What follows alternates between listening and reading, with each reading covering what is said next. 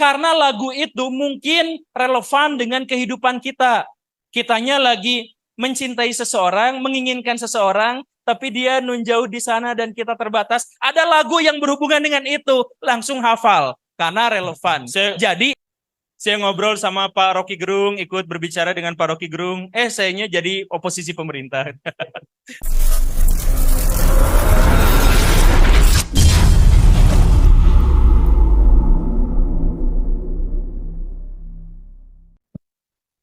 Baik, ini ada info juga dari peserta yang di Zoom sudah masuk pertanyaan. Jika ingin bertanya secara langsung juga boleh.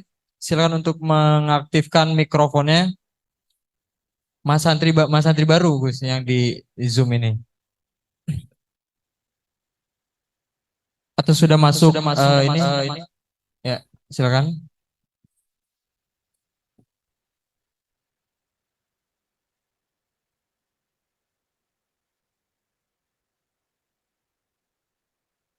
Eh, Mohon maaf, panitia boleh langsung dibacakan saja ininya, pertanyaannya.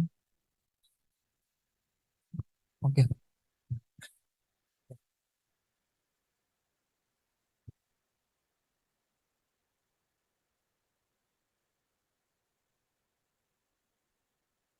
Oke, ini ada pertanyaan dari Maba 23 ya namanya. Assalamualaikum Ustadz, izin bertanya bagaimana cara kita generasi selanjutnya menerapkan sejarah peradaban Islam di zaman modern sekarang yang serba ada, di zaman disrupsi digital dan juga di zaman AI yang sempat dibahas juga di podcast-podcast Guru Gembul ini. Silakan.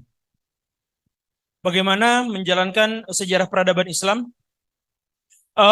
Ini juga sering saya umumkan dan ini adalah salah satu kampanye utama saya di dunia Islam. Kenapa dunia Islam itu runtuh, peradabannya mundur?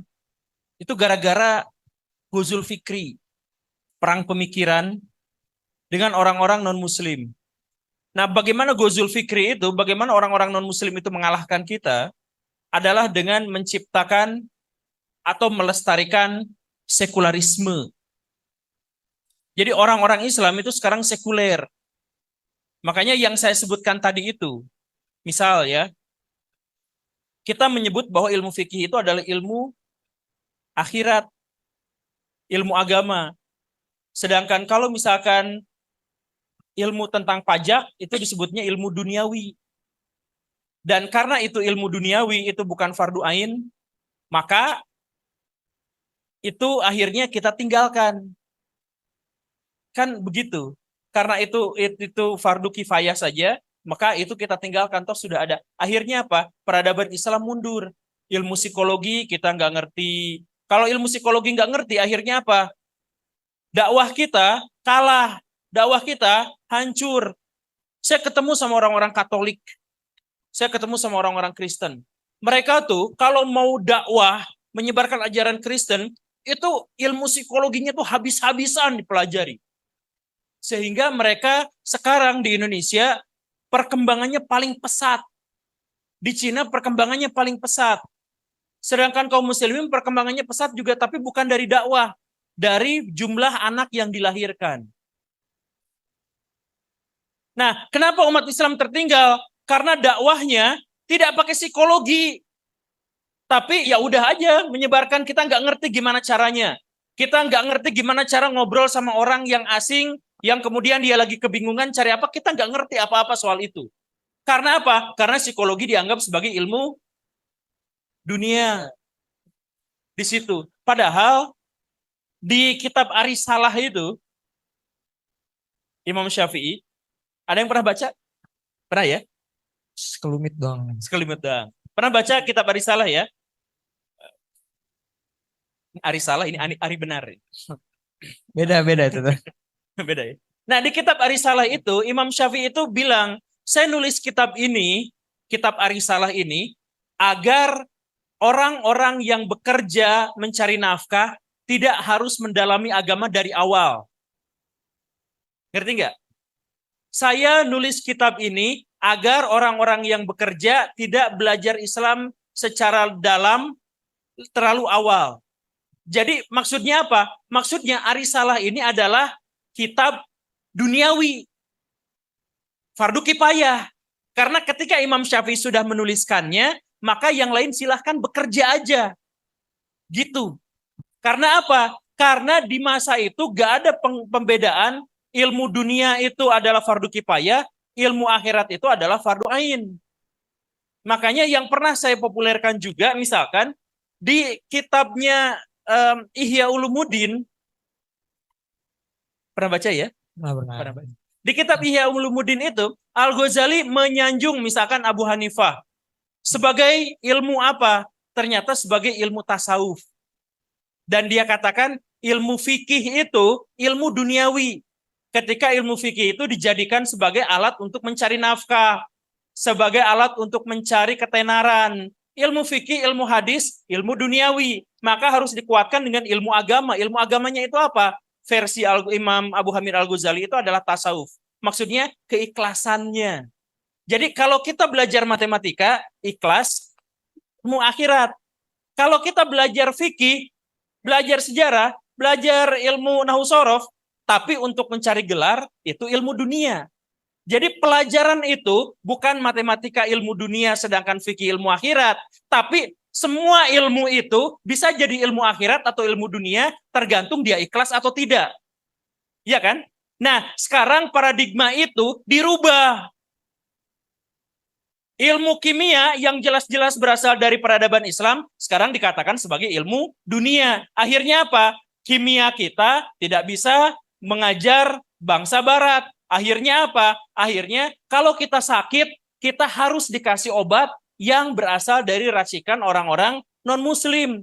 Pernah ada kejadian, orang Indonesia jamaah haji beribu-ribu jumlahnya mau ibadah ke Masjidil Haram. Tapi harus disuntik babi dulu. Suntik meningitis. Karena di sana ada virus apa. Kemudian kalau kita harus ke sana, maka harus suntik vaksin. Vaksinnya menggunakan alat-alat yang terpaksa ada babinya. Terus MUI mengeluarkan fatwa bahwa ini darurat. Pakai aja. Sebenarnya bukan darurat. Sebenarnya seandainya Muslim jago di dunia farmasi, kita nggak usah ketergantungan pada buatan barat. Tapi karena kita ketinggalan farmasinya, kita darurat terpaksa mau ke haji. Kita sebelumnya di Indonesia baik-baik aja, nggak pernah 1 gram pun babi masuk ke tubuh kita. Pas mau haji, ironis sekali kan? Pas mau haji, kita justru malah masukkan babi ke dalam tubuh kita. Kenapa? Darurat. Ini bukan darurat, karena kita tidak menguasai ilmu kimia. Makanya ilmu kimia itu harus kita pahami sebagai ilmu akhirat.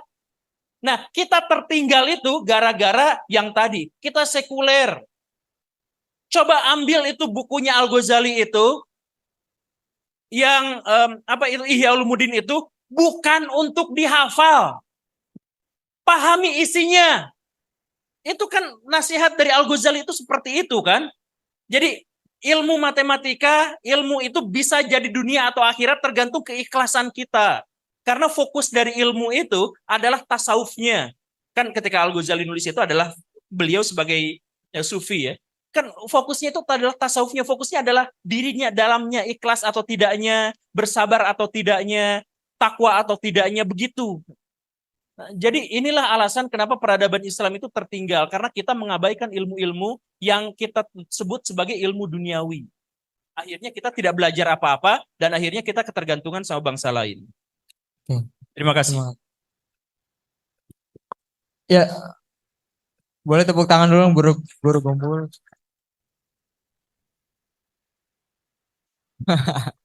Ini pertanyaan terakhir deh, pertanyaan terakhir sebelum nanti closing statement. Silakan.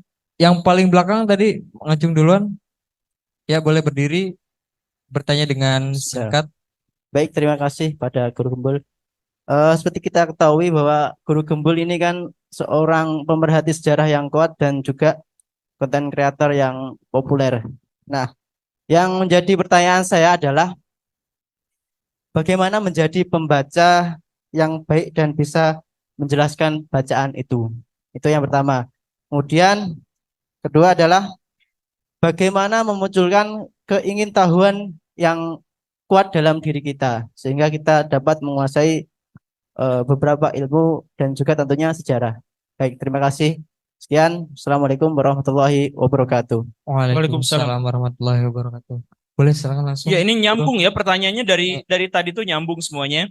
Tapi bagaimana caranya agar kita suka sama pelajaran sejarah dan bagaimana cara kita menyampaikannya dan apa tadi?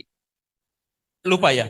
Lupa ya. Cara menarasikannya kan biasanya ini juga jadi keresahan kita nih, Guru. Kadang-kadang kan kita cara belajarnya, cara memahamkan dan cara membahasakan kepada audiensnya supaya jelas itu kita bingung kadang-kadang. Oke. Baik, gini. Bagaimana caranya agar kita bisa untuk belajar sejarah, tertarik pada pelajaran sejarah atau tertarik pada pelajaran-pelajaran secara umum gitu kan ya? Kurang lebih pertanyaannya begitu. Nah, gini nih. Kalau ada orang yang belajar tapi dia dipaksa, maka dia tidak akan bisa mendapatkan ilmu itu. Karena dia dipaksa. Bagaimana cara tahu kita dipaksa atau tidak? Pernah nggak gini? Baca satu halaman, lupa dua halaman. Sering. Sering? Kalau misalkan kita lihat riwayatnya Imam Syafi'i misalkan yang tadi ya. Imam Syafi'i itu nggak diajarin bisa sendiri. Dia perjalanan pulang dari satu tempat ke tempat yang lain dia harus tutup kuping. Karena kalau kupingnya dibuka, semua apa yang dia dengar ingat semua. Waktu beliau baca Al-Muwatta bisa dia hafal dalam 9 hari. Waktu baca Al-Muwatta, halaman yang sebelah sini tuh ditutup pakai kertas, yang sini dibaca gitu. Sebab kalau dibuka dua-duanya langsung kebaca masuk semuanya ke sini. Kenapa kita nggak kayak gitu? Kalau misalkan untuk jawaban logis kita sudah tahu. Yo, cek. Jawaban-jawaban teologis kita sudah tahu. Misalkan ketika hati kita bersih, pikiran kita nggak mikir yang aneh-aneh, maka kita bisa melakukan itu. Tapi kalau misalkan hati kita kotor, maka gampang lupa hafalannya. Begitu kan? Tapi kalau secara psikologis, alasannya sebenarnya sederhana. Kenapa bisa seperti itu? Otak kita hanya akan menyimpan memori yang berkesan dan penting. Ini sering saya sampaikan dan ini penting. Jadi, kalau misalkan nanti bapak-bapak di sini yang sudah menikah, saya tanya, kapan dia menikah? Dia ingat harinya, dia ingat tanggalnya, bahkan dia ingat prosesinya seperti apa. Padahal itu sudah terjadi puluhan tahun yang lalu. Tapi kalau misalkan saya tanya bapak-bapak itu, seminggu yang lalu sarapan pakai apa? Mungkin lupa. Iya kan? Karena gak penting. Sedangkan pernikahan itu penting. Jadi otak hanya akan menyimpan sesuatu yang berguna dan penting untuk kehidupan kita. Itu penjelasan psikologisnya. Jadi kalau misalkan kita belajar, lupa lagi, ada kemungkinan bahwa otak kita menganggap pelajaran itu nggak penting. Jadi kalau misalkan kita menghafal kitab, terus nggak masuk-masuk, sebenarnya dalam diri kita tuh menolak kitab itu. Kenapa? Karena otak dan hati kita lagi rusak. Jadi penjelasan tadi, yang tadi penjelasan teologis, kalau misalkan pikiran kita tuh neko-neko macam-macam, maka menghafal itu susah, gitu kan? Nah, penjelasan ilmiah atas pernyataan itu adalah kalau misalkan kita mau menghafal, tapi otak kita menolak, gak akan ingat. Kenapa otak kita menolak? Karena menganggap itu gak penting. Kenapa pelajaran itu gak penting? Karena hati kita kotor. Nyambung ya? Ini penjelasannya gitu. Nah, kenapa otak kita akhirnya menolak pelajaran-pelajaran dari situ? Karena kita memang tidak terdorong untuk ingin belajar itu. Pernah nggak? Dengar lagu 5 kali, 6 kali langsung hafal semuanya. Pernah. Karena lagu itu mungkin relevan dengan kehidupan kita. Kitanya lagi mencintai seseorang, menginginkan seseorang, tapi dia nun jauh di sana dan kita terbatas. Ada lagu yang berhubungan dengan itu, langsung hafal karena relevan. Jadi, gimana caranya untuk menjadi pembelajar? Gimana caranya agar kita suka pada itu? Kita harus memaknai mulai dari pemaknaan yang tadi itu. Bahwa kalau saya belajar ini, saya bakal begini, saya bakal paham begini, begitu, dan sebagainya. Maka saya akan mudah sekali untuk belajar itu. Saya dulu diminta untuk jadi pembicara di sebuah universitas. Saya baca buku sumbernya 400 halaman. Selesai dalam 9 jam. Dan saya sampaikan semuanya itu secara terbuka, secara lancar. Kenapa? Karena saya menyukai itu. Itu judul bukunya saya masih ingat, Soekarno-File. Nah, jadi kalau misalkan kita semangat, kita suka di situ, berarti kita mudah untuk belajar. Makanya pertanyaan yang Akang tadi itu mewakili banyak orang, mulai dari diri sendiri. Berarti sebenarnya saya tidak nyaman belajar ini. Berarti selama ini otak saya, pikiran saya belum bersih. Jadi gimana cara ngebersihinnya? Ada dua cara. Cara yang pertama itu adalah bersihkan hati sebersih-bersihnya atau pindah jalur. Oh, saya mungkin nggak suka di buku ini, ya udah saya belajar buku yang itu saja. Ini seperti kejadian Imam Malik. Imam Malik waktu kecilnya itu apa? Profesinya penyanyi. Imam Malik itu ganteng kan, suaranya bagus. Dan sama ibunya disuruh jadi penyanyi. Imam Malik ini gurunya Imam Syafi'i, itu penyanyi waktu kecilnya. Tapi dia nggak serak, kok nggak nyaman gitu. Belajar lagu tuh nggak masuk-masuk gitu. Masuknya belajar kitab. Kebalik ya. Belajar musik tuh nggak masuk-masuk, masuknya belajar kitab. Akhirnya dia dipindah jalur. Jadi seorang ulama, nggak jadi masalah. Jadi di sini, kalau misalkan saya kok nggak nyambung-nyambung sama buku yang ini, cobain yang lain, coba yang lain. Kalau memang semuanya nggak nyambung, nggak nerap, berarti masalahnya ada di hati, ada di otak yang tadi. Semoga bisa dipahami ya. Ya, terima kasih Guru Gembul. Saya juga jadi penasaran nih, Pak Guru Gembul. Terkait tadi kan banyak sekali disampaikan tentang cara mengatasi kebosanan belajar sejarah, kemudian tips-tips juga disampaikan juga. Saya penasaran, Guru Gembul ini kan podcast di beberapa YouTube juga membahas pendidikan, sejarah, agama, politik, ekonomi dan lain sebagainya.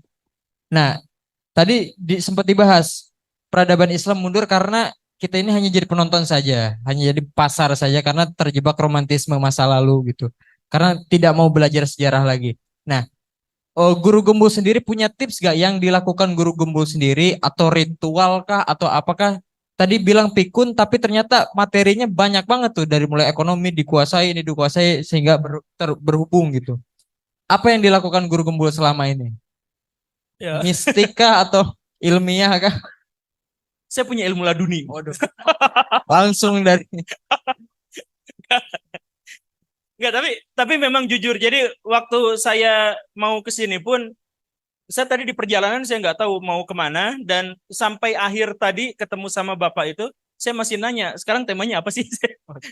Eh, itu manajer saya tuh udah berkali-kali ngirim ini temanya, ini temanya, ini temanya, tapi nggak, entah kenapa saya tuh selalu lupa di situ gitu. Tapi lah, kenapa sekarang saya bisa berbicara yang seperti ini? Kemudian kenapa saya bisa bahas politik, bahas apa? Saya di podcastnya politik kayak Pak Mas Jupre gitu. Itu bahasnya politik, saya nyamar ngaku-ngaku jadi PDIP gitu. Saya saya ngobrol sama Pak Rocky Gerung, ikut berbicara dengan Pak Rocky Gerung. Sayanya jadi oposisi pemerintah. Jadi nimpalin beliau gitu. Sekarang saya di sini di pesantren NU. Sebelumnya saya di Persis, sebelumnya lagi di Universitas Muhammadiyah. Itu bunglon itu saya tuh. ganti gonta-ganti. Ya sebenarnya bukan gonta-ganti, karena dari semua pelajaran, dari semua pengetahuan dan pemahaman itu, kan esensinya cuma satu. Jadi kalau misalkan saya berbicara di depan orang NU, di depan orang Persis Muhammadiyah, ya gak apa-apa, itu kan esensinya adalah Islam. Itu kan cuma perbedaan organisasi aja. Saya pernah ngobrol dan menjadi pembicara di komunitas orang-orang Kristen, di komunitas orang-orang Buddha, ya di sana saya nyamar jadi Buddha. Saya ngobrol sama orang-orang ateis, ya udah saya nggak ateis tapi. Nah kenapa bisa seperti itu? Gimana tipsnya? Nah, tipsnya adalah jangan pernah pakai tips. Jangan pernah pakai tips. Setiap orang itu unik, spesifik. Teteh yang tadi nanya itu, kalau ngomong, tangannya joget terus. Kenapa seperti itu? Karena otaknya bergerak lebih cepat daripada bibirnya. Jadi ketika otak banyak banget pengen keluar, jadi ibaratnya ember gede, tekanannya besar, tapi selangnya kecil.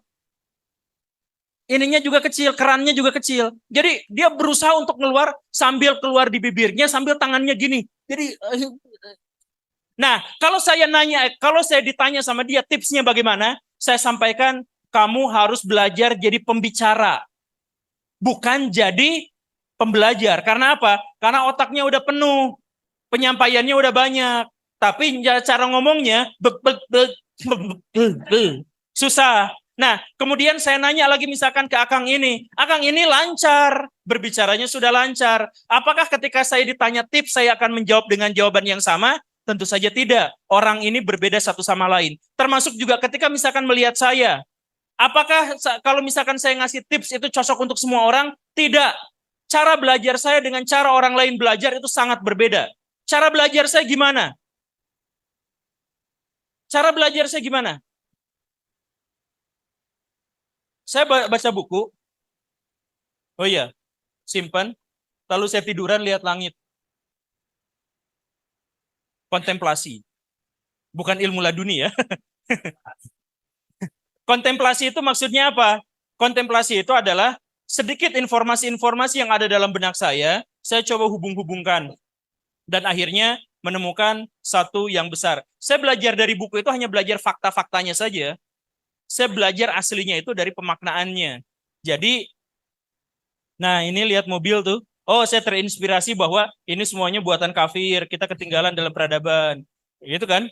Jadi, cara belajar saya adalah seperti itu. Saya punya banyak buku dikasih orang. Tapi, kalau saya akan fokus lebih banyak untuk melamun yang tadi itu daripada baca buku. Itu gaya saya. Gaya orang lain beda lagi. Gaya orang lain beda lagi. Coba cek misalkan dari imam-imam mazhab yang kita ketahui. Gimana cara belajarnya? Imam Syafi'i kuat dalam hafalan. Imam Abu Hanifah kuat dalam penalaran. Jadi Imam Abu Hanifah hafal hadisnya paling sedikit di antara semua imam mazhab. Tapi dia pendiri fikih. Kenapa bisa seperti itu? Dari sedikit yang beliau kuasai, nggak sedikit sebenarnya 800.000 hadis. Cuma di antara imam mazhab itu yang paling sedikit. Gitu. Nah, dari sedikit yang dia kuasai itu, dia menalar. Makanya disebutnya sebagai ahlu ro'yu. Iya kan?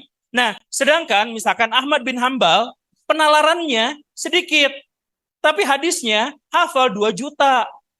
Jadi kalau ditanya, dia nggak nalar. Ditanya, dia langsung keluarin hadis. Keluarin hadis, keluarin hadis. Imam Abu Hanifah, ada hadisnya. Oh, maksudnya gini, maksudnya gini, maksudnya gini. Mana di antara mereka yang lebih mulia?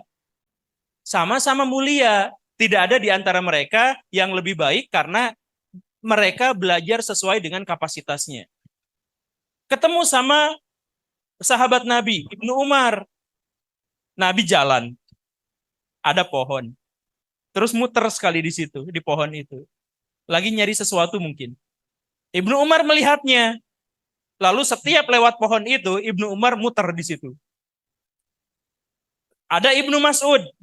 Melihat Nabi seperti itu, ya udah nggak lewat situ. Ya nggak apa-apa. Setiap orang itu beda-beda cara pembelajarnya. Jadi jangan tanya tips kepada orang lain, temukan identitas sendiri. Temukan jati diri sendiri dan belajarlah dari situ. Luar biasa. Jangan ikuti tips karena kita punya keunikan masing-masing, temukan identitas diri sendiri.